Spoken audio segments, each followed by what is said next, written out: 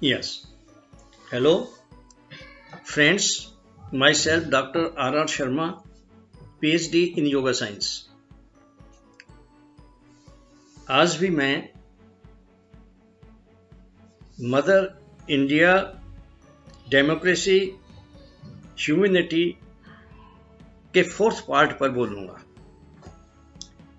जिसमें main central विषय होंगे मेरे देश भारत को बर्बादी के गड्ढे में स्टेप बाय स्टेप कैसे फेंका गया और मोदी ने इसे मेरे देश को कहां पहुंचाया और अब कौन सा ऐसा रास्ता है जिससे गड्ढे से हिंदुस्तान को बाहर निकाला जाए। फ्रेंड्स, कांग्रेस पार्टी अंग्रेजों ने बनाई थी, पर हमारे कुछ जागे हुए लोगों ने कांग्रेस को सारे हिंदुस्तान की आजादी का सारे लोगों के लिए एक प्लेटफॉर्म बना दिया, आंदोलन बना दिया, जिससे हिंदुस्तान 15 अगस्त 1947 को आजाद हो गया। आजादी के बाद सबसे बड़ी गलती महात्मा गांधी से ये हुई कि उन्होंने पंडित जवाहरलाल नेहरू को सभी नेताओं के ऊपर नेता बना दिया। पंडित जवाहरलाल नेहरू गांधी के पास गए और कहा, हम अपनी कांग्रेस पार्टी बनाएंगे। महात्मा गांधी ने कहा, कांग्रेस पार्टी नहीं है, ये सारे हिंदुस्तान का एक प्लेटफॉर्म था, आंदोलन था, इसे तोड़ दो और पार्टी सिस्टम से यहां गवर्नमेंट नहीं बनानी। ये हिंदुस्तान जो आजाद हुआ है, ये प्रजातंत्र देश, स्वराज होना चाहिए, यहां लोगों का राज होना चाहिए। क्योंकि पार्टी में बहुत से अवगुण आ जाते हैं, जैसे पार्टियां अपनी टिकटें बेचती हैं, जो ज्यादा पैसे देता है उसे कैंडिडेट बनाती हैं, और पार्टियां आसाम का आदमी बंगाल में खड़ा कर देगा और बंगाल का आदमी पंजाब में खड़ा कर देगा। ना तो उस आदमी को वो जानते हैं एरिया के लोग, ना एरिया के लोगों ने उन्हें जो है खड़ा भी नहीं किया। वो उनको नहीं जानता, वो इनको नहीं जानते। तो ये सिस्टम कैसा होना चाहिए महात्मा गांधी ने बताया, और हमारी कॉन्स्टिट्यूशन में वही है। पार्टी सिस्टम तो है ही नहीं, पॉलिटिकल पार्टी सिस्टम, गवर्नमेंट, ये है ही नहीं हमारे कॉन्स्टिट्यूशन में।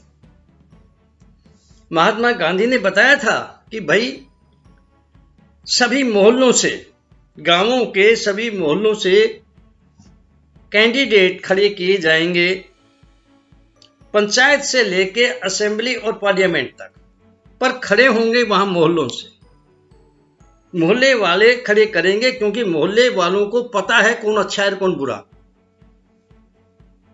तो मोहल्ले वाले खड़ा करेंगे, फिर उनका कंपटीशन वही होगा और वो छन जाएंगे। फिर वो देखेंगे उनमें से कौन बचा मोहल्ले में, फिर वो गांव के सब इकट्ठे होके उनमें से छन करके पंच और सरपंच बनेंगे। और जो दूसरे आगे जाने वाले हैं, जो मोहल्ले से ही आए हैं, वो यहां छन करके गांव में ब्लॉक्स में चले जाएंगे, ब्लॉकों में चले जाएंगे और वहां पर फिर छनेंगे। फिर कंपटीशन होगा कि कौन, भाई तुम कैसे काम करोगे, तुम्हारी स्कीम क्या है, कहां से पैसे लाओगे, कहां खर्च करोगे, इंप्लीमेंट कैसे करोगे। छानेंगे उन्हें, और जो छन गए नीचे गिर गए, जो बच गए वो आगे चले जाएंगे तहसील में, और तहसील में जाके सारी तहसीलें में जाएंगे सारे ब्लॉक वाले। तो सारे ब्लॉक के जो तहसील में इकट्ठे होंगे तो वहां भी इन्हें छाना जाएगा, और जो बच गया, और सभी तहसील में जो इसने बच जाएंगे, वो छन करके फिर दोबारा, यानी जो अब तक हो गए आगे फिर छनेंगे और फिर वो एमएलए बनेंगे। और जो तहसील हैं उनके जिलों में जाएंगे, जिले में फिर छनेंगे, वहां छन के गिन जाएंगे, लोग ही छांट देंगे, और जो बच गए वो फिर आगे एमपी बनेंगे, पार्लियामेंट में जाएंगे। इस तरह कोई गलत आदमी खड़ा ही नहीं होगा, खड़ा ही नहीं किया जाएगा पब्लिक की तरफ से, क्योंकि वो जानते हैं होने वाले कौन अच्छा है कौन बुरा। ऊपर तक जो है असेंबली पार्लियामेंट तक कोई गलत आदमी पहुंच ही नहीं सकेगा। अगर बाई चांस भी कोई खड़ा हो जाता है तो रास्ते में इतने छन्ने लगे हुए हैं, छन जाएंगे रास्ते में, पर वहां नहीं पहुंचेंगे पार्लियामेंट, असेंबली पार्लियामेंट तक गलत आदमी कोई नहीं पहुंचेगा। ये सिस्टम था हमारे कॉन्स्टिट्यूशन में भी। लेकिन महात्मा गांधी को पंडित जवाहरलाल नेहरू ने कहा नहीं, हम तो कांग्रेस को अपनी पार्टी बनाएंगे, और यही नहीं,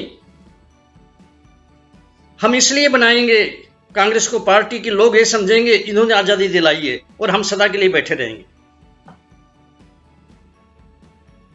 और दूसरे, हम झंडा भी हिंदुस्तान का तिरंगा झंडा ही रखेंगे, बस उसमें से अशोक चक्र निकाल देंगे।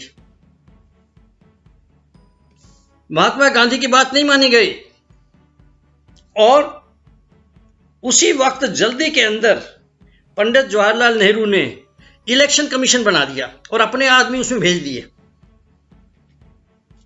और जल्दी में अपनी पार्टी कांग्रेस के नाम से रजिस्टर्ड करा दी। जब दूसरे लोगों ने देखा अरे ये तो रजिस्टर्ड करा दी अपनी पार्टी के, तो उन्होंने भी अपनी पार्टियां बनाई और उन्होंने भी रजिस्टर्ड करा दी, और इस तरह ये पार्टी सिस्टम अपने आप ही शुरू हो गया। इन कनिंग लोगों के कारण, ये कोई स्वराज नहीं, प्रजातंत्र नहीं, ये पार्टी सिस्टम है ये। और ये जिसका रिजल्ट हुआ कि नीचे से लेकर ऊपर तक असेंबली में, पार्लियामेंट में, हर जगह ढोंगी, ठग, चोर, डाकू, लुटेरे, क्रिमिनल्स पहुंच गए, जो आप देख ही रहे हैं। सुप्रीम कोर्ट भी कह रहा है कि कितने परसेंट क्रिमिनल्स बैठे हैं, जो सामने नहीं आए वो भी क्रिमिनल्स ही हैं। और इसका रिजल्ट ये हुआ कि हिंदुस्तान गर्त में गिर गया, बर्बादी की गर्त में, गड्ढे में गिर गया, स्टेप बाय स्टेप। अब जो पार्लियामेंट में जब ऐसे टाइप के पहुंच गए लोग, जो ठग हैं, ढोंगी हैं, चोर हैं, डाकू हैं, लुटेरे हैं, क्रिमिनल्स हैं, तो वो पहला स्तंभ जो था, एक स्तंभ जो था, एक पोल जो था, एक लाइट हाउस जो था प्रजातंत्र का, वो तो खराब हो गया, वो तो खराब हो गया। और वो अब गवर्नमेंट कहां से बनेगी? अरे भाई, गवर्नमेंट इनकी तो बनेगी जो पहुंचे हैं, तो ये जैसे हैं वैसे ही गवर्नमेंट चलाएंगे। ये गवर्नमेंट में पहुंच गए, फिर अब गवर्नमेंट से इन्होंने ब्यूरोक्रेट्स चलाते हैं गवर्नमेंट, तो ये तो हेड नहीं, सिर्फ चलाते वो हैं, स्कीमें तो वो लागू करते हैं, ये तो बनाते हैं स्कीमें, वो लागू करते हैं। तो ब्यूरोक्रेट्स हैं जिन्हें IAS officers, IPS officers, chief secretaries, commissioners, deputy commissioners, director police, commissioner police, SSPs, जिसमें ये सारे आ जाते हैं, हर साइड के, फाइनेंस की साइड के भी, विदेश की साइड के भी, क्योंकि ये ब्यूरोक्रेट्स हैं। तो जब गए इनके अंदर तो इनसे ही पैसे खाने लग गए, इनको भी आदत डाल दी पैसे खाने के, आप भी खा रहे थे, इनको भी खाना से लगा दिया। अरे गवर्नमेंट के अंदर तो सब कुछ है और गवर्नमेंट चोरों के हाथों में पहुंचा दी, तो क्या रिजल्ट हुआ? देखो ना, सीबीआई इनके अंडर है, ईडी इनके अंडर है। अरे जो रिजर्व बैंक ऑफ इंडिया, जो सभी बैंकों के ऊपर जहां से लूटते हैं ये पैसे, जहां से लूटते हैं, उनका हेड, ये सब इनके अंडर है, पुलिस इनके अंडर है, मिलिट्री इनके अंडर है। तो सब जगह इन्होंने जहर घोल दिया, जैसे थे वैसा ही कर दिया बाकियों को भी। और फिर ये चालाक हैं, इन्हें पता है हम गलत कर रहे हैं, बाहर ना जाए, इसलिए इन्होंने जो मीडिया था ना, जो खबरें देता है, इस मीडिया को भी अपने कंट्रोल में कर लिया, खरीद ही लिया। अब तक तो खरीदे गए सारे। इसके बाद इन्होंने देखा हम तो परमानेंट रहना चाहते हैं ना, इलेक्शन कमीशन के ऊपर भी वजन डाल दिया, दबाव डाल दिया, अपने आदमी भेज दिए, दबाव डाल दिया। भाई इलेक्शन होंगे ना तो ईवीएम मशीन से ही होंगे बस। जबकि सारा हिंदुस्तान, सभी पार्टी, सारा हिंदुस्तान कह रहा है ईवीएम मशीन में धोखाधड़ी है, बैलेट पेपर से होना चाहिए। और सारी दुनिया भी इस सिस्टम को खत्म कर दिया, क्योंकि इसमें धोखाधड़ी हो जाती है। एक ही आदमी कहीं भी बैठा बैठा कुछ भी करता रहे, लाके रख दे। बैलेट पेपर में हर बैलेट पेपर के ऊपर दस्तखत कराए जाते हैं। जो डालता है वोट है जिसकी, उसके दस्तखत, उसका अंगूठा लगता है और प्रेजाइडिंग ऑफिस का लगता है। अगर कोई उस पर मोहर दूसरी जगह कोई बनाएगा तो डुप्लीकेट बनाएगा, फिर भी फंसा जाएगा, पता फिर भी लग जाएगा ये डुप्लीकेट है। दस्तखत तो होंगे नहीं उनके ऊपर, कैंडिडेट के तो दस्तखत होंगे नहीं, प्रेजाइडिंग ऑफिसर को भी खरीद लेगा, कैंडिडेट के तो होंगे नहीं। तो उस सिस्टम को ये नहीं शुरू करना चाहते, ये नहीं करना। इसलिए सारी हिंदुस्तान भी कह रहा है ईवीएम से मत करो, डायरेक्ट करो, बैलेट पेपर से नहीं मान रहा, वो दवा पड़ रहा है उस पर। इतना ही नहीं है, सुप्रीम कोर्ट के ऊपर भी दबाव डाल दिया। आदमी तो इन्होंने सब पार्टियों ने अपने अपने आदमी सब भेज दिए अंदर और अपने जैसा बनाया हुआ है। करप्शन तो सब जगह है, सब जगह है करप्शन, तो वहां भी पहुंच गए इनके आदमी। अरे भाई सर, आप रिटायर हो रहे हैं ना, आप सुप्रीम कोर्ट से रिटायर हो रहे हैं ना, एक पेंशन मिलेगी आपको सुप्रीम कोर्ट की। सर हम आपको 2 पेंशन दिला देते हैं, हम आपको एमपी बना देंगे यहां से रिटायर होने के बाद, और 1 पेंशन वहां से मिल जाएगी। आप हमारा काम कर दो, हम आपका काम कर दें। हर जगह पहुंच गए, हर जगह पहुंच गए। पर फिर भी मैं सल्यूट करता हूं सुप्रीम कोर्ट को, अभी इसमें जान है, अभी ये जिंदा है और यही एक बचा है, बाकी सब खत्म है। देखिए, सबसे पहले तो पहला पोल जो था ना, उसको खत्म किया। पहला स्तंभ जो था प्रजातंत्र का, वो है पब्लिक, और ये है चोर, पब्लिक को ही लूटा है। तो इन्होंने अच्छी एजुकेशन नहीं चलाई, क्योंकि लोगों को जगाया जाता है ना, वो अच्छी एजुकेशन से जगाया जाता है। और इन्हें भी पता है हम चोर हैं, अगर अच्छी एजुकेशन दी और ये जाग गए ना, तो फिर ये हमें गले से पकड़ लेंगे, क्योंकि हम ही तो इनका खून चूस रहे हैं। इसलिए किसी भी पार्टी ने आज तक एजुकेशन ठीक नहीं बनाई। यहां तक कि अब एजुकेशन का जो सिस्टम, वो भी गलत है, वो भी बेवकूफ बनाने के लिए सारा। इससे कोई विश्व गुरु नहीं बन जाएगा हिंदुस्तान, ये गड्ढे में ही रहेगा, इसको तो निकालना पड़ेगा। अब फिर मैं आपको बताऊं, सभी पार्टियों ने अपना हिस्सा डाला है हिंदुस्तान को बर्बादी के गड्ढे में डालने के लिए। सभी पार्टियों अपना अपना हिस्सा डाला। देखो, सबसे पहले कांग्रेस आई और पहला जो प्राइम मिनिस्टर था वो पंडित जवाहरलाल नेहरू था। अरे भाई, मैं भी पढ़ने स्कूल में ही गया हूं तब, जब आजाद हो गया। और पता है वहां क्या पढ़ा था मैंने और आप लोगों ने? मैथ के अंदर ये सवाल थे कि एक ड्रम है, उसमें 20 सेर दूध है, कितना पानी मिलाया जाए कि 40% फायदा हो जाए।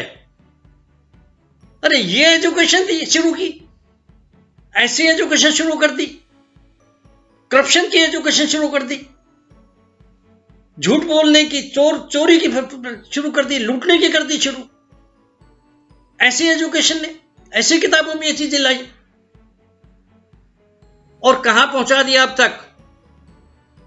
सारे स्टूडेंट्स नकल करते हैं ना, छोड़ दो एक दो को, सारे ही करीब करीब नकल करते हैं और सारे टीचर कराते हैं, क्योंकि ये कहते हैं अगर ये फेल हो गए तो फिर तुम्हें भी फेल करेंगे।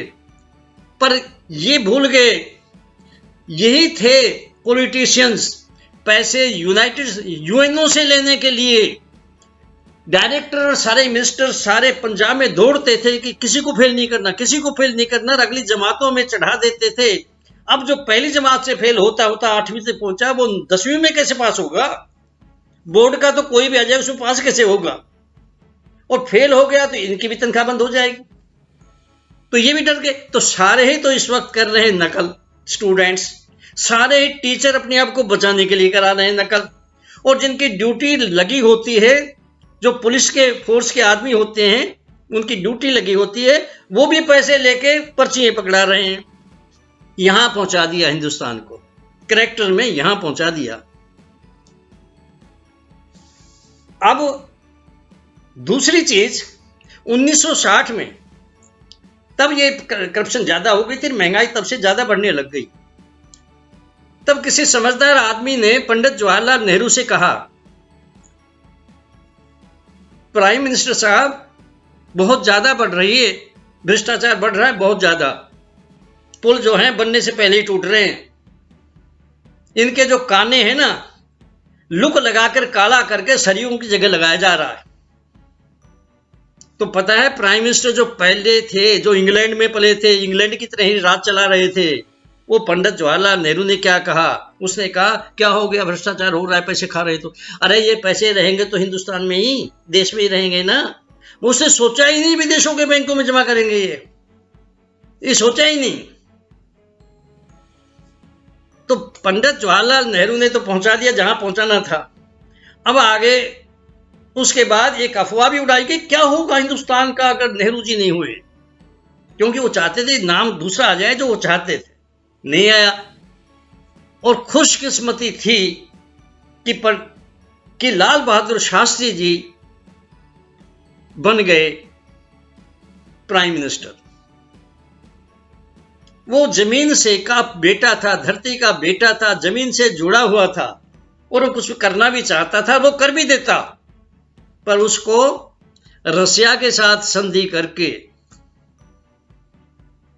वो कांटे के इतने बाहर निकाल दिया, फेंक दिया, खत्म कर दिया। और कोई नहीं बोला, कोई नहीं बोला, जगाया तो किसी को है नहीं, बोलेगा कौन? और इंदिरा गांधी ने कम्युनिस्टों से समझौता करके सबसे पहला काम किया, संविधान की शोध की और उसके अंदर रखा धर्मनिरपेक्ष शब्द। अरे धर्म को लाने की जरूरत क्या थी? निरपेक्ष धर्म, निरनिरपेक्ष धर्म, धर्म को लाने की जरूरत क्या थी? पर डिवाइड एंड रूल तो चलाना ही है ना, परमानेंट। संविधान ने जो कर दिया, संविधान का ये कत्ल यहां से शुरू हुआ। और सबसे ज्यादा कोई चालाक है ना तो वो होते हैं कम्युनिस्ट। दिमाग सबसे ज्यादा उनका होता है, वो बड़े इंटेलेक्चुअल होते हैं। वो कोई काम नहीं करते, दिन और रात सोच करके साजिश बनाने का ही काम करते। ये विदेशों की उपज है, हिंदुस्तान की उपज नहीं है।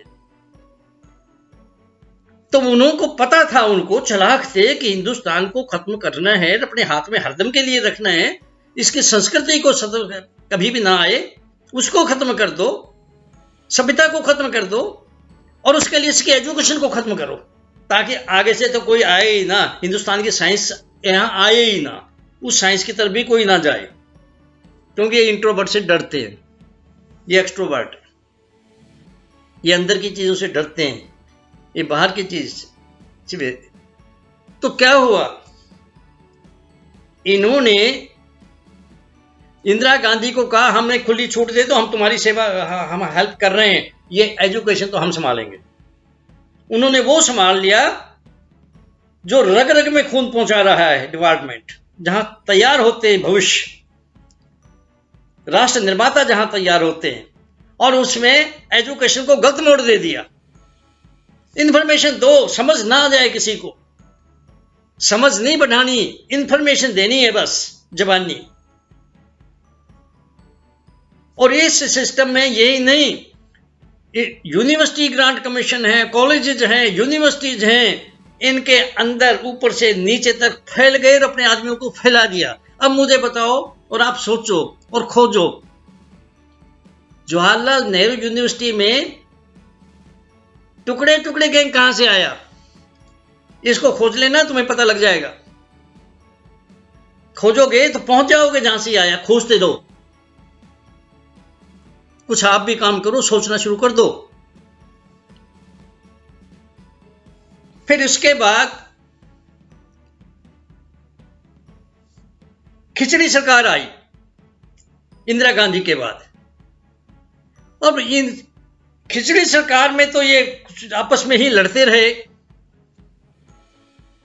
और यही चाहती थी कांग्रेस, नहीं तो आ ही नहीं सकती थी।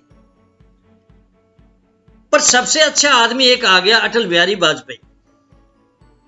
भाई वो हृदय का आदमी था, कविताएं उससे निकलती थी, वो हृदय से निकलती है, दिमाग से नहीं।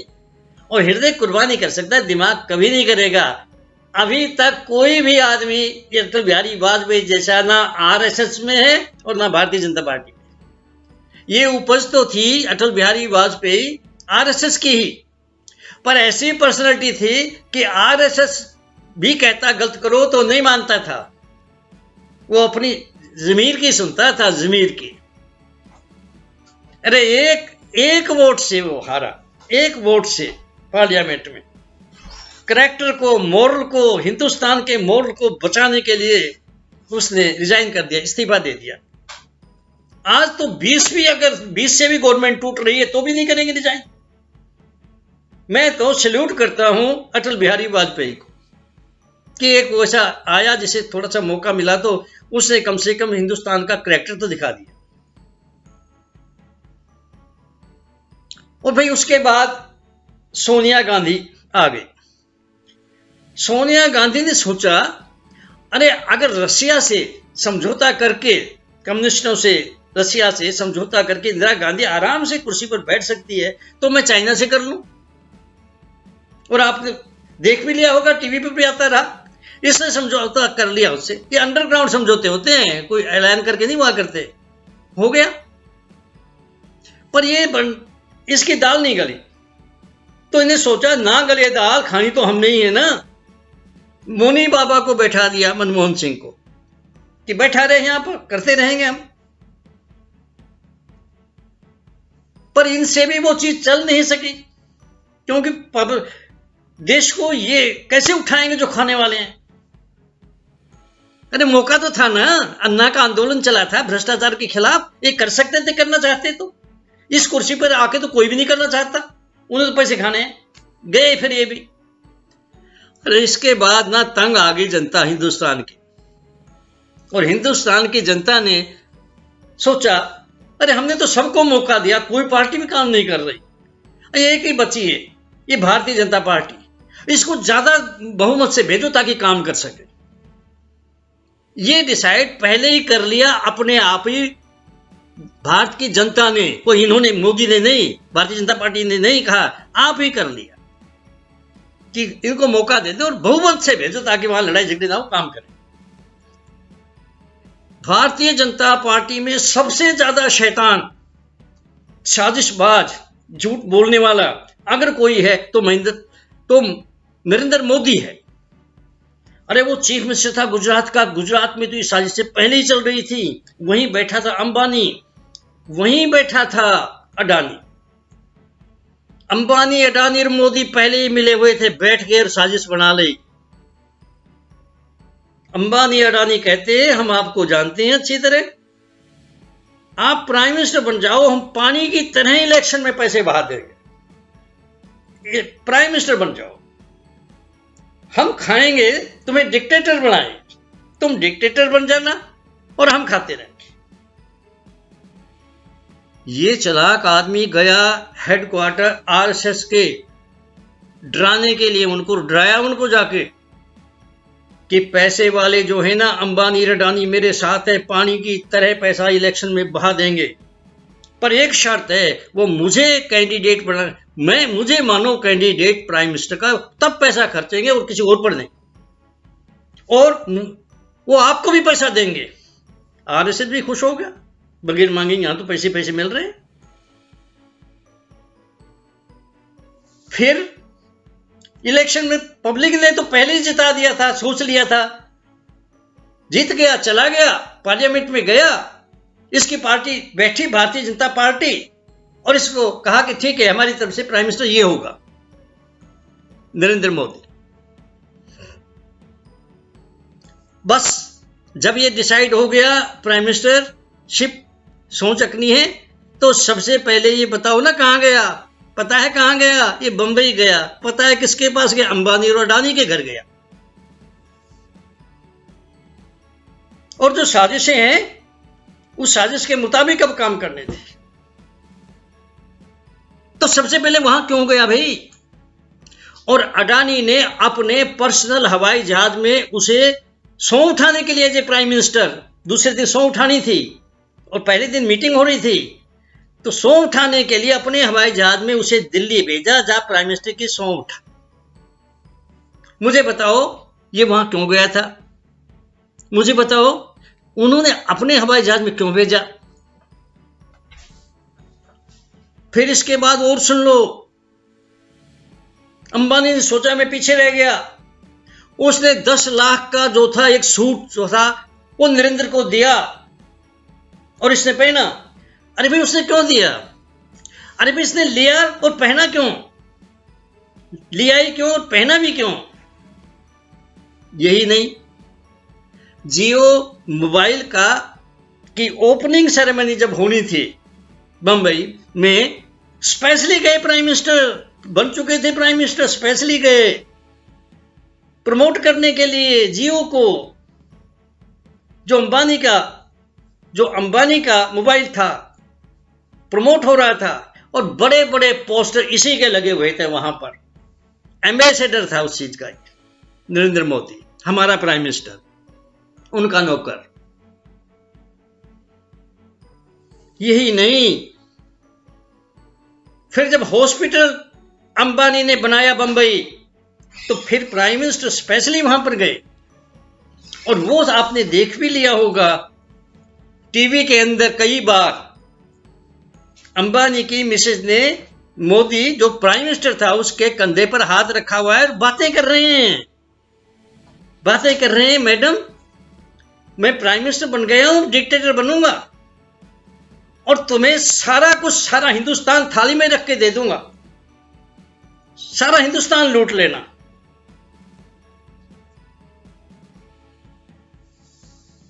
अरे भाई यही नहीं रुकी बात, पहले ही स्कीम बन गई थी कि सारी जमीनें किसानों की लेनी है, कब्जा करना है, लूटना है।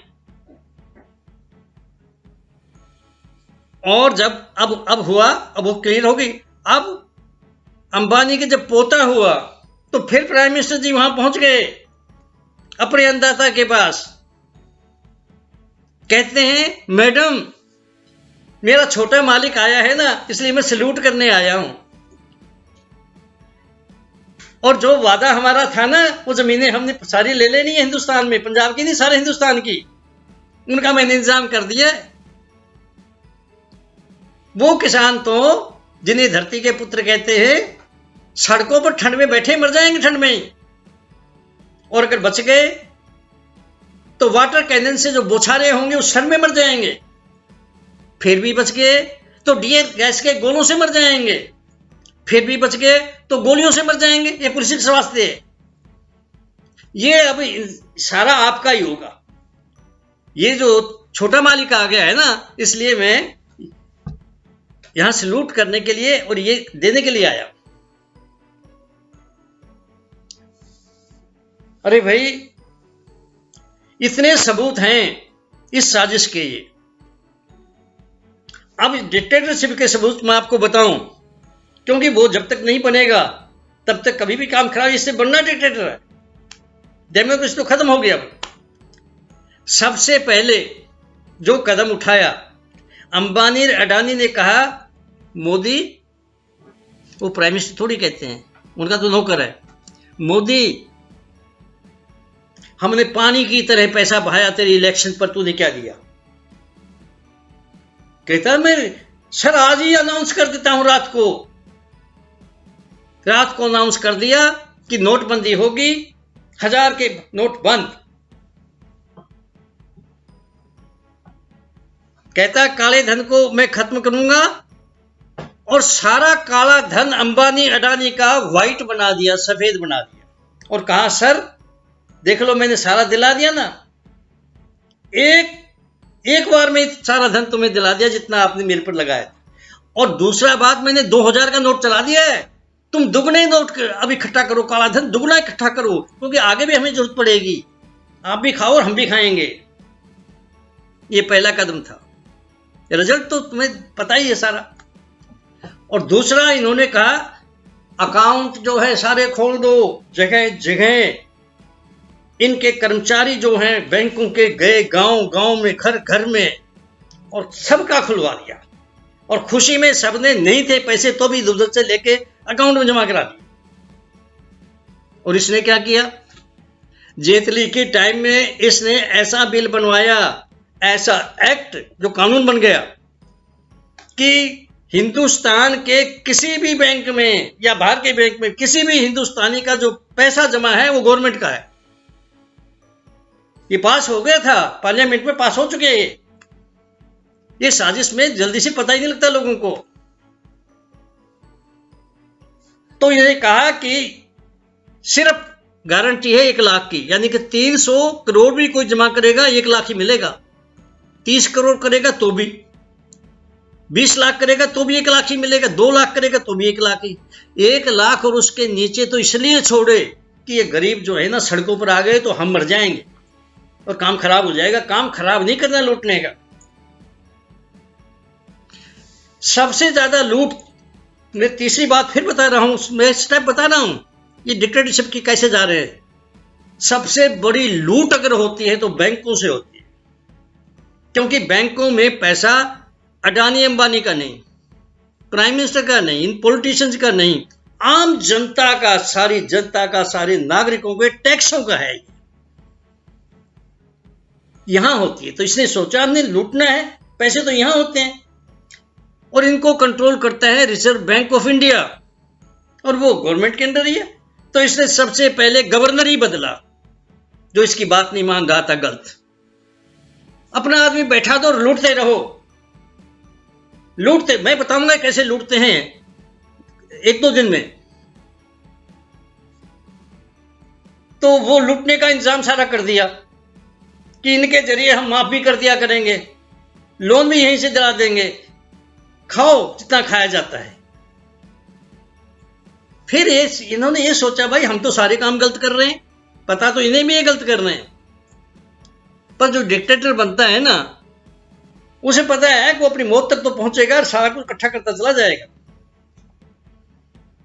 तो इसने सोचा अरे मीडिया बताएगा हमारी गलतियां, तो सारे मीडिया को खरीद लिया। बताओ, मैं आप लोगों से पूछता हूं, बचा है कोई मीडिया का? कोई टीवी से नेशनल टीवी बचा है? और कोई नेशनल टीवी चैनल बचा है कोई? सब खरीदे गए हैं। ज्यादातर तो गवर्नमेंट नहीं खरीदे, 1-2 दूसरी पार्टियों के होंगे, उनको बोलने नहीं देते। ये सिर्फ सोशल मीडिया जो मैं बना रहा, जैसे मैं बोल रहा हूं, मैं अपने घर में ही बना के भेज रहा हूं, अरे ऐसा सोशल चाहे चल जाए, दूसरे को तो चलने नहीं देंगे। ये चलने नहीं देंगे ऐसे। मीडिया को खरीद लिया और फिर देखा कि हम परमानेंट यहां बैठना है ना, और परमानेंट बैठना तो उसका रास्ता पता होना चाहिए। तो साजिश जैसे रास्ता निकाल लिया, इलेक्शन कमीशन पर दबाव डाल दो, अपने आदमी भेज दो। इलेक्शन होंगे तो ईवी मशीन से होंगे, नहीं तो नहीं होंगे। ईवी मशीन से हम जीत ही जाएंगे, हमें भी पता है कैसे जीता जाता है। फेल हो गया ये सारा सिस्टम चाहे दुनिया में, ये नहीं हटाएंगे। और वो दबाव में है, क्यों? गवर्नमेंट आका होती है, हर जगह तनख्वाह तो वो दे रही है। अब रह गया था सुप्रीम कोर्ट। वैसे तो हर जगह इन्होंने अपनी जड़ें फैला दी करप्शन की, लेकिन सुप्रीम कोर्ट एक रह गया इस लड़ी में। जो 4 विंग है ना, इनमें एक रह गया, बस एक रह गया। और वो जो था सुप्रीम कोर्ट, तो मैंने पहले ही बताया, वहां पहुंच जाते हैं ये, सर रिटायर हो रहे हैं ना, 1 पेंशन मिलेगी, हम आपको 2 दिला देते हैं। एक तो पेंशन लो यहां से रिटायर होके सुप्रीम कोर्ट से, एक एमपी बना देंगे तुम्हें, एक वहां से लो पार्लियामेंट से। तुम हमारा काम करो, हम तुम्हारा काम करेंगे। सभी पार्टियों के आदमी हैं भाई, चुनाव तो यही करते हैं भाई, चाहे सुप्रीम कोर्ट हो, चाहे मिलिट्री हो, चाहे कोई दूसरा हो। पहुंच गए ये, यहां भी पहुंच गए। लेकिन अभी तक जिंदा है सुप्रीम कोर्ट, मैं सलूट करता हूं उसे। अभी तक वो जिंदा है और यही एक बचा है, बाकी तो सब बिक गए।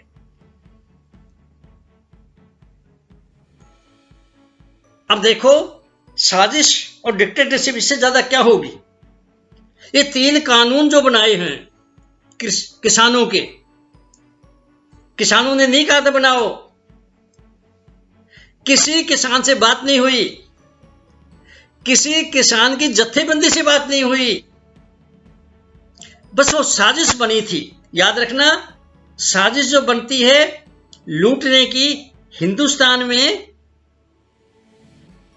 वो बनती है अंबानी अडानी के दफ्तर में, और जो सारा कुछ कंट्रोल होता है गवर्नमेंट का, वो होता है आरएसएस के हेडक्वार्टर। अब ये क्यों नहीं बोल रहे आरएसएस वाले कि धरती के बेटे मर रहे हैं? क्यों नहीं बोल रहे हैं? नहीं बोलेंगे भाई, उन्हें भी पैसे मिल रहे हैं। मुझे ये बताओ, पूछा नहीं फिर भी बना दिया, और पास कराने के लिए सबमिट भी कर दिया 3 बिल। अरे भाई, 3 बिलों से 8 महीने पहले हरियाणा और दूसरी स्टेट्स में जो इनके पास थी, मोदी और खट्टर से मिलकर के कई गांवों की सैकड़ों एकड़ भूमि, हजारों एकड़ भूमि जमीन छीन ली सस्ते में। दबाव था, लोगों को पता इसलिए नहीं लगा कि प्राइम मिनिस्टर की पावर काम कर रही थी, खट्टर की कर रही थी, और जो नहीं देना चाहते थे अड़ी गए, उनको कागजों में मरा हुआ शो कर दिया। कितने ही हैं अब जो टीवी में आ रहे हैं, सोशल चैनल में बता रहे हैं हम जिंदा हैं, हम जमीन नहीं देना चाहते थे, मरा हुआ करके ले ली, छीन ली गई। ये क्या है? अरे 8 महीने पहले ही चीजें से 1-2 साल पहले ही जमीनें खरीद ली और वहां गोडाउन बनने शुरू हो गए 8 महीने पहले। ये तो सबमिट तो बाद में हुआ है, सबमिट होने से ही पहले, सबमिट होने से ही पहले। तो ये डिक्टेटरशिप है, किसी से नहीं पूछना, किसी की नहीं सुननी, और साजिश है। इससे बड़ी साजिश क्या होगी? पर ये बहुत चालाक है, और जो डिक्टेटर बनना चाहता है उसे अपनी मंजिल का पता होता है, जैसे हिटलर को पता था अपनी मंजिल का। तो इन्होंने सोचा, अरे पब्लिक अगर उठेगी तो हम क्या करेंगे? उन्होंने कहा पुलिस हमारी है, पुलिस हमारी है। तो पुलिस तो तुम्हारी है, लेकिन पुलिस से भी तो काम ना चला तो क्या करेंगे? मिलिट्री को हाथ में लो, डिक्टेटर बनना तो मिलिट्री को हाथ में लो। तो आपको पता है मिलिट्री के 3 विंग है, थल सेना यानी जमीन की सेना, समुद्री सेना, एयरफोर्स आकाश की सेना, और तीनों का जो हेड है वो कौन है? President of India.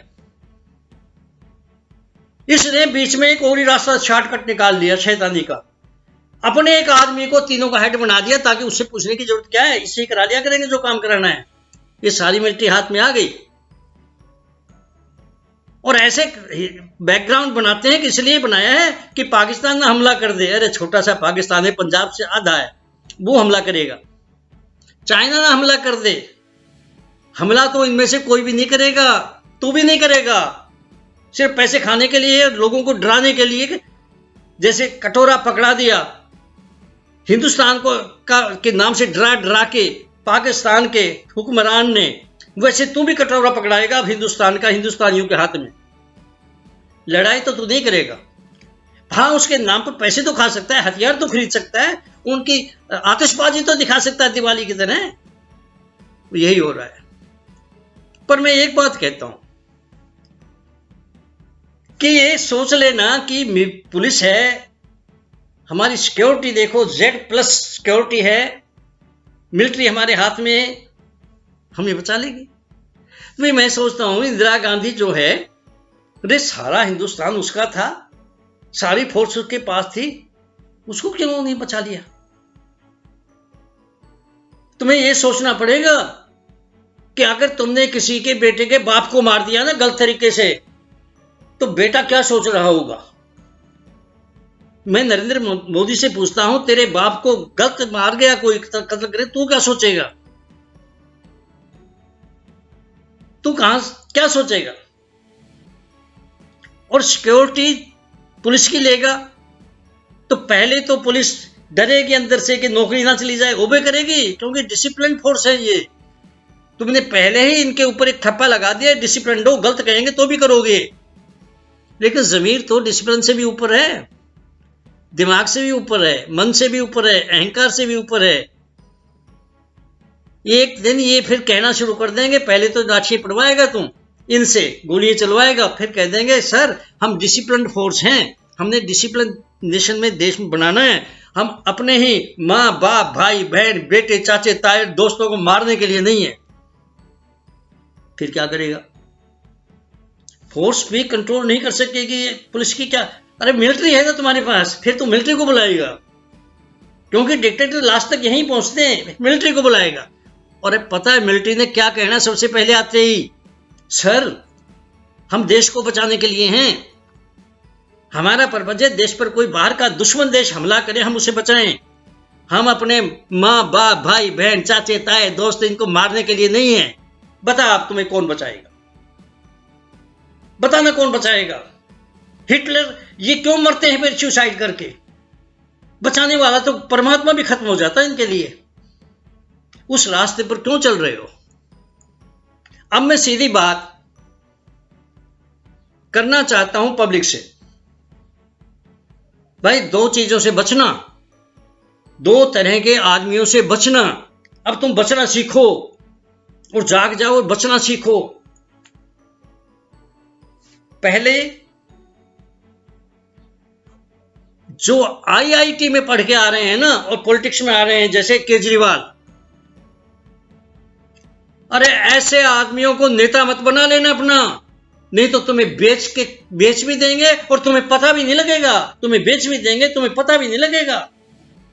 शैतान है। दूसरे अंबानी अडानी और मोदी ऐसे व्यापारी हैं ना, उनको मत बना लेना नेता, नहीं तो सारे देश को खा जाएंगे। तुम्हें भी खाए तो अकेले तुम्हें नहीं, सारे देश को खा जाएंगे, कोई बचेगा ही नहीं। और दो बात में एक बात और भी याद रखना, हिंदुस्तान को दो चांस मिले थे हिंदुस्तान को ठीक करने के लिए, ये प्रकृति परमात्मा ने दे दिए थे। एक तो लाल बहादुर शास्त्री दिया था, उसको तो कांटे की तरह निकाल के फेंक दिया, खत्म वो चांस। दूसरा चांस अन्ना आंदोलन था, जो भ्रष्टाचार के खिलाफ था, और वो काम करना चाहती तो कांग्रेस भी कर सकती थी उस वक्त, पर वो भी केजरीवाल ने फेल कर दिया। केजरीवाल जैसे फेल कर अपने अन्ना को भी धोखा दिया और आंदोलन को भी धोखा देकर कत्ल कर दिया। अब हम कहीं जाते हैं फील्ड में, कहते हैं ना भाई लोगों को जगाना है, आंदोलन चलाएंगे, तो पता है वो क्या कहते हैं? डॉक्टर साहब कहां चलेगा यहां आंदोलन, केजरीवाल जैसा कोई आ जाएगा। आंदोलन का रास्ता बंद कर दिया। लोगों को जगाने का रास्ता जो है ना, आंदोलन है एक। जब एजुकेशन ठीक ना हो तो फिर आंदोलन ही एक बचता है, वो रास्ता इसने खत्म कर दिया। ये सबसे खतरनाक है केजरीवाल। पंजाब पर नजर है इस वक्त इसकी, ये वो भेड़िया है जिसकी नजर पंजाब पर है, इससे बच के रहना। और अब मैं तुम्हें एक चीज कहता हूं, गलती हो गई, अब परमात्मा ने तुम्हें तीसरा एक चांस दे दिया और कुदरती दिया है भाई, ये तुम नहीं लाए। हम भी सोचते थे पता नहीं क्या होगा। ये जो आंदोलन है ना किसानों का, ये जो किसानों का आंदोलन है ना, ये एक पूरा प्लेटफार्म बना दो सारे हिंदुस्तान के लोगों का, सभी वर्गों का, इसे बना दो प्लेटफार्म। ये प्लेटफार्म बन भी गया सारे हिंदुस्तान का, ये एक चांस है। तो इस प्लेटफार्म के, ये प्लेटफार्म जो बना है आंदोलनकार, आंदोलन में दो चीज देखनी पड़ती है। एक चीज तो देखनी ये पड़ती है कि आंदोलन का पर्पज क्या है, बेसिक मुख्य जड़, और पर्पज है इसका। वैसे तो सबके ठीक होते हैं, पर इसका तो बहुत ही अच्छा पर्पज है, सबकी होंद बचाना, किसान की होंद बचाकर सबकी होंद बचाना। तो इससे बढ़िया क्या होगा पर्पज? और पर्पज तो सबके ही अच्छे होते हैं, नहीं तो कोई इकट्ठा नहीं होगा। और सबसे बड़ी बात ये देखा जाता है उसके पीछे कौन है। आमतौर पर जो उसे चलाते हैं ना पर्पज, तो वो भी बढ़िया ही ले लेते हैं। जैसे भ्रष्टाचार को हटाना पर्पज तो बढ़िया ही था, पर केजरीवाल जैसे आ गए खत्म कर दिया पर्पज। तो पर्पज तो अच्छा है, लेकिन इसको चलाने वाले हैं वो समझौता कर जाते हैं और टूट जाता है, बिखर जाते हैं सारे बाकी। आंदोलन खत्म हो जाता है। पर यहां पर तुम प्रकृति परमात्मा नहीं मानते, परमात्मा को तो प्रकृति को मान लो। भाई एक ऐसा चांस दे दिया हिंदुस्तान को बचने का कि इसके पीछे जो चलाने वाले हैं ना, वो धरती के बेटे हैं। वो गुरु, जिनके खून में गुरु गोविंद सिंह जी का खून बह रहा है, जिनके दिमाग के अंदर निश्चय कर अपनी जीत करूं का नारा गूंज रहा है, जो धोखा नहीं दे सकते, कुर्बानी दे सकते हैं, पीछे कभी नहीं हटेंगे, ये कुर्बानी दे सकते हैं, तवी पर बैठ सकते हैं, चरखड़ी पर बैठ सकते, बंद कटा सकते हैं, ये सब कुछ निछावर कर सकते हैं। अरे ये इतना अच्छा चांस तुम्हें मिल गया, प्लेटफॉर्म भी एक बन गया, और उसके आदमी चलाने वाले हैं, उनके पीठ के पीछे खड़े हो जाओ। और एक पर्पज, फिर इसका हल हमने क्या करना है, इस प्लेटफॉर्म से हमने लोगों को जगाना है। लोगों को जगाना है, पहले हमने लोगों को जगाना है। फिर जो ये गवर्नमेंट चलाते हैं, समाज चलाते हैं, धर्म चलाते, इनकी नाकों में नकेल डालनी है, ताकि इनकी डायरेक्शन खराब हो तो खींच ली जाए। ये हमारा संकल्प है, ये हमने करना है, निश्चय रूप से करना है। पर सबसे पहले तो हमें इनकी होंद बचानी होगी, धरती के बेटों की अपनी होंद बचानी होगी, सबकी होंद बचानी होगी। सबसे पहला कदम तो वो उठाना है। तो उसके लिए क्या करूंगे? इसके लिए एक ही चीज है, सिर्फ एक चीज, और वो ये है कि जो शक्ति, जो पावर गवर्नमेंट बनाती है और जो पावर गवर्नमेंट चलाती है, उस पावर को किसानों के हाथ में देना है, अपने हाथ में लेना है। अब तक इस्तेमाल करते रहे किसानों को डिवाइड एंड रूल से, अब इनको एक करके पावर इनके हाथ में देनी है। यही हमारा पेट पालते, इनके हाथ में पावर दे दो।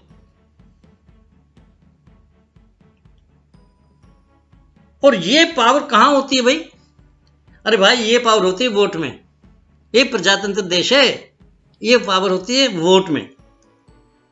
अरे सबसे आसान है वोट तो 90% वो उस किसानों के हाथों में है। 90%। तुम जाग जाओ, बता मैं देता हूं, तुम जाग जाओ और मैं तुम्हारे साथ ही काम कर रहा हूं। 60% लोग जो हैं वो खेती करते हैं हिंदुस्तान में, शुरू से ऋषि मुनियों के टाइम से करते ही आए हैं। गुरु नानक देव जी भी खेती करते थे, पीर पैगंबर ये सब अपनी खेती करते थे, रोटी खाते थे, खिलाते थे। 60% के बाद इनकी जो परिवार है उन सबको मिला लेना तो 70% वोट होते हैं, 70%। और जो गांवों से बाहर चले गए, चाहे वो काम करने गए, चाहे वो बिजनेस में गए, चाहे वो पुलिस में गए, चाहे वो मिलिट्री में गए, चाहे वो विदेश में गए, अरे वो जुड़े हुए हैं गांव से ही। 10% वो वोट है, 80% है। और 10% हमारे जैसे हैं जो चाहते हैं सबका भला हो, सर्वत का भला हो, देश का भी भला हो, लोगों का भी भला हो, मानवता का भी भला हो। 90% तुम्हारे हाथों में है, फिर तुम सड़कों के ऊपर मर रहे हो। और जिनको नौकर हैं तुम्हारे, एसी रूम में बैठे हैं, हीटर तपरा रहे हैं, तुम मर रहे हो यहां ठंड में। तुम सिर्फ जाग जाओ। ये 10% कौन है मैं समझा देता हूं, ये क्या चक्कर चल रहा है लूटने का मैं बताता हूं। 10% में 1% तो है अंबानी अडानी, 1% में तो ये आते हैं, बाकी रहे 9%। अरे 9% में सारी ही पॉलिटिकल पार्टियों, सारी सामाजिक, सारे ही धार्मिक, इनके लीडर और इनके वर्कर आते हैं। इनके लीडर तो इनके वर्कर आते हैं। अंडरवर्ल्ड भी है इनमें, अंडरवर्ल्ड भी इनके साथ ही है। ये 9% वो हैं। स्कीमें तो वही पड़ती है चाहे कोई गवर्नमेंट आए। इतनी जो पार्टियां हैं इनसे वो काम लेते हैं और एक ही हथियार यूज करते हैं, सिर्फ एक। वहीं से स्कीम चलती है, कोई पार्टी आए वहीं से चलेगी, अडानी अंबानी से ही चलेगी। और यूज भी ये पार्टी वाले होंगे, यही और इनके चमचे होंगे। ये लीडर उनके चमचे हैं और लीडर के चमचे नीचे काम करते, ये सारे 9%। और ये 10% के अलावा हम 90% है ना, खून भी 90% का ही चूसा जाता है, इन 90% का ही हमारा ही, हमसे ही वोट और हमसे हमारा ही खून। पर ये क्यों? क्योंकि इनके पास जो एक हथियार है, डिवाइड एंड रूल। तुम 90% को टोटा टोटा करके 2-2% में बांट देते हैं, कोई इस पार्टी से, कोई उस पार्टी से, कोई उस पार्टी से, कोई उस पार्टी से, कोई उस पार्टी से, कोई उस पार्टी से, कोई इस धर्म से, कोई उस धर्म से, कोई बांट देते हैं ये। और आप में वो टेंडेंसी है किसानों के अंदर, तुम्हारी वट अगर कोई तोड़ देना दूसरा साथ का किसान, तो वहीं मार देते हो उन्हें, ये टेंडेंसी है, इसको छोड़ो और ऐसी टेंडेंसी बनाओ जो इस वक्त बनी हुई है। क्या बनी हुई है इस वक्त? पंजाब और हरियाणा का इस तरह बिहेव कर रहे हैं किसान जैसे छोटा और बड़ा भाई होता है। यही बिहेवियर बनाओ और यही बिहेवियर रखो, उस टेंडेंसी नेगेटिव को छोड़ो, उसी का ये फायदा उठा रहे हैं सिर्फ। इनका जो हथियार है डिवाइड एंड रूल, इनको तोड़ो तोड़ो तोड़ो। और हमारा हथियार होगा, हम एक होंगे, जोड़ो जोड़ो जोड़ो, एक हो जाओ। तो एक प्लेटफार्म चाहिए और वो प्लेटफार्म तो बन गया।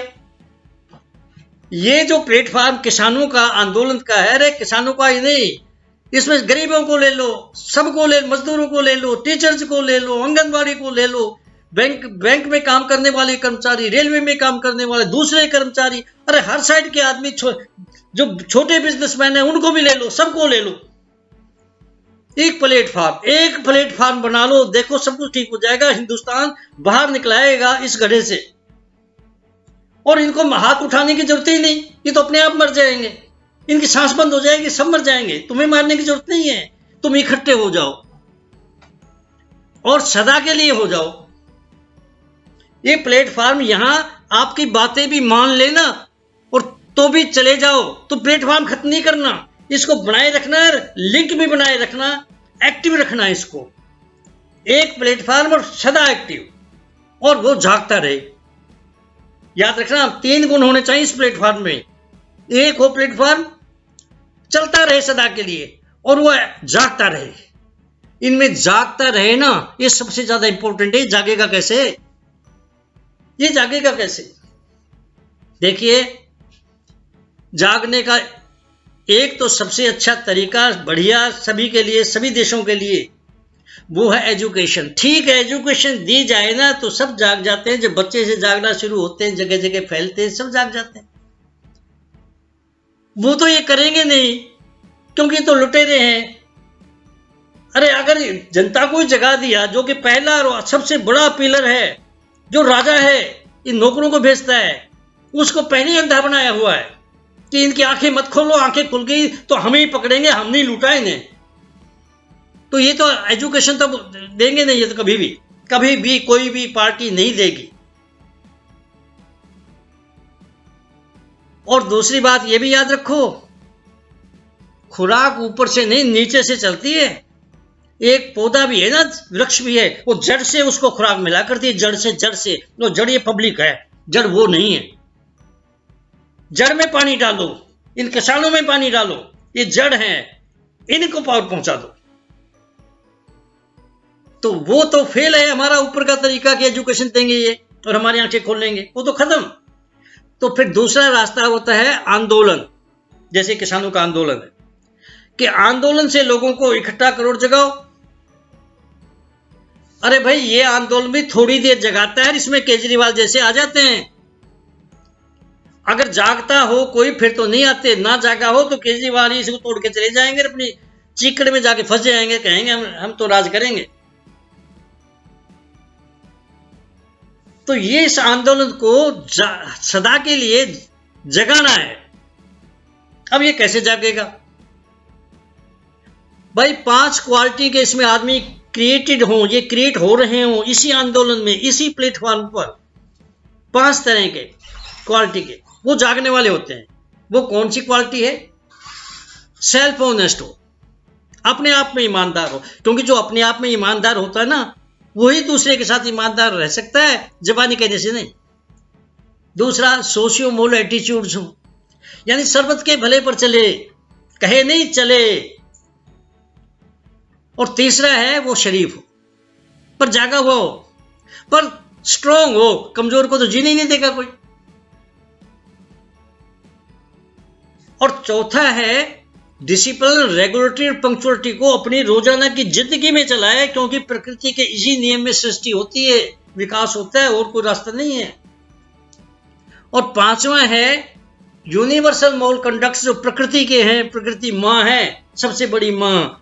इसके यूनिवर्सल प्रिंसिपल्स कौन से हैं? उनको चार पांचों को पकड़ लो, ज्यादा नहीं पकड़ने की जरूरत। किसी को तंग ना करो, झूठ ना बोलो, चोरी ना करो, अपनी एनर्जी वेस्ट भी ना करो, मिसयूज भी ना करो, और दूसरे की चीज पर कब्जा भी ना करो। वो चीज ना लो दूसरे से जो तुम्हारे पर अधिकार नहीं है। जरूरत से ज्यादा चीजों को इकट्ठा भी ना करो, स्टोर भी ना करो कि महंगाई बढ़ाएंगे फिर बेचेंगे। अरे इन पर चलोगे तो सारा हिंदुस्तान सुधर जाएगा। 5 ही तो करने। अब ये 5 ये प्लेटफॉर्म क्रिएट करे, ऐसे आदमी जिसमें 5 गुण हो। वो कैसे होंगे, कौन करेगा? वो मैं क्रिएट करूंगा। मैं कर सकता हूं, मैं कर सकता हूं, और मैं करूंगा। और जब तक नहीं होंगे ऐसे, मरूंगा नहीं। मैं करूंगा। ये जो चीजें हैं ना 5 क्रिएट की जाती हैं। इसके लिए क्या करेंगे? हर गांव के अंदर 20-20 मैं आदमी तैयार करूंगा, ladies and gents. 10 ladies 10 gents जो 18 से 35 साल के होंगे। छोटी से छोटी ट्रेनिंग 15 दिन की है, 2.5 घंटे डेली। बस उनको सब चीज समझ लग जाएगी, वहां ये बिल्कुल रास्ता ठीक है। और दूसरी ट्रेनिंग इसके बाद ये हेल्पर बनेंगे छोटे, वो अपने आप ही दूसरी ट्रेनिंग में आएंगे। और वो 1 महीने की है, वो 3 घंटे 3.5 घंटे की है बस। उसके बाद वो ना हमें छोड़ेंगे और ना तुम्हें छोड़ेंगे, वो सबत के भले पर चलेंगे, क्योंकि ये क्रिएट कर दूंगा ना। और ये मैं कर सकता हूं। एक लोहा हो ना, लोहा, और एक चुंबक हो, तो चुंबक और चुंबक को बनाना कर पता हो तो वो लोहे को चुंबक बना सकता है। मैं ये काम कर सकता हूं। ये उस योग से तो नहीं होगा जो पतंजलि योग सिखा रहा है और जो मोदी योग सिखा रहा है, उससे तो नहीं होगा ये काम। पर हाँ, इसकी एक पूरी साइंस है, वो खत्म हो गई है, मैं जानता हूं, उससे मैं कर दूंगा। तो ये जो है, इसमें 3 चीजों की जरूरत पड़ेगी। एक तो है प्लेटफॉर्म जो है, इसमें हम ऐसे आदमी क्रिएट करेंगे। आदमी क्रिएट करने के लिए एक टीम चाहिए। अरे भाई टीम है ना, मैं हूं, मेरी टीम है मेरे पास। मैं तो 50 साल से यही काम में लगा हूं, पर ये होने इसलिए नहीं दे रहे कि बीच में धोखा दे जाते हैं। ये हर चीज के हेड जो हैं, चाहे वो नशे बेचने वाले हों, वो पॉलिटिकल बंदे निकलते हैं, करने ही नहीं देते। ट्राई की मैंने, चंडीगढ़ एडमिशन में की, पंजाब गवर्नमेंट में की, गवर्नमेंट ऑफ इंडिया में की, मैं सब धर्मों से मिला, मैं सब समाजों, कोई भी नहीं करना चाहता, करने भी नहीं देता। लेकिन इस वक्त टाइम है, ये टाइम आ गया है। तो टीम मेरे पास है, और क्या चाहिए? जगह चाहिए। अरे भाई जगह की क्या कमी है? टीम की प्रॉब्लम नहीं, मैं ना कोई पैसा मांगूंगा, मैं पहुंच जाया करूंगा, ना रोटी मांगूंगा, ना मेरी टीम मांगेगी। ये हमारा काम है, हम करेंगे, करने ही यही आए हैं। जगह की कोई कमी नहीं। गुरुद्वारे में लगा देंगे, धर्मशाला में लगा देंगे, स्कूलों में लगा देंगे, ये तो हर जगह है। बस एक चीज तुम करना भाई, वो करना, वो तुम्हें करना पड़ेगा। 20 आदमी लाके मेरे सामने बैठा दो बस।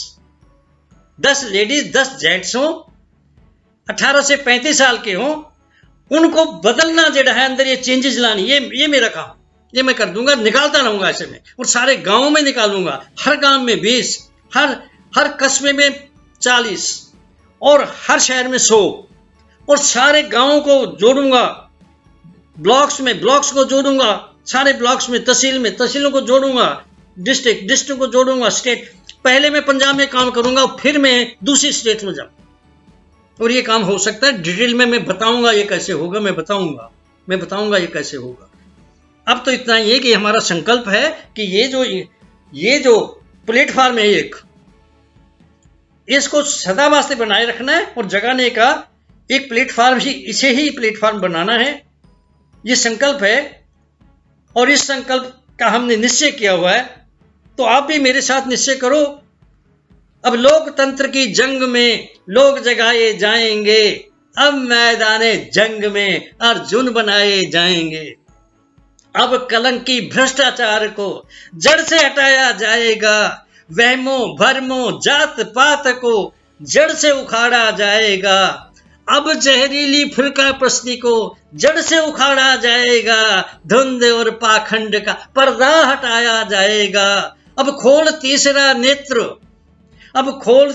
नेत्र, जड़ से अंधकार हटाए जाएंगे। अब लोकतंत्र की जंग में लोग जगाए जाएंगे, अब लोकतंत्र की जंग में लोग जगाए जाएंगे।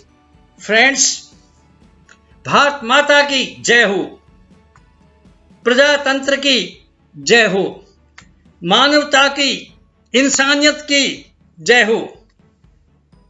फ्रेंड्स, सब्सक्राइब करो, लाइक करो, कमेंट्स करो, शेयर करो, सारे इकट्ठे हो जाओ। Thank you.